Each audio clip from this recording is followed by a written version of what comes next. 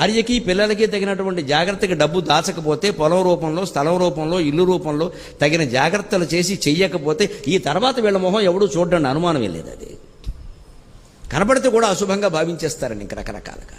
మరి ఇంతకాలం వాళ్ళ సహకారం లేకుండానే వీళ్ళు ఇంత గొప్పవాళ్ళు అయ్యారా? అది మనం కూడా ఆలోచించాలి. ఆ అగౌరవం ఎప్పుడు కలగనేయకూడదు. ఆయన ఉంటే ఆవిడని ఎలా గౌరవించామో ఆయన లేనప్పుడు కూడా ఆవిడని అలాగే గౌరవించాలి. మీరున్నారమ్మా, మీలోనే ఆయన చూసుకుంటున్నామంటే ఆ ఇల్లాలు ఆనందిస్తుంది, ఆ దుఃఖాన్ని కొంత తగ్గించుకుంటుంది ఆవిడ. ఒక్కసారి తీసిపారేస్తారండి మనుషులు ఆశ్చర్యకరంగా. సరిగ్గా చెప్పాడు ఆయన, అది గమనించి. భార్య తార ఏడుస్తుందట.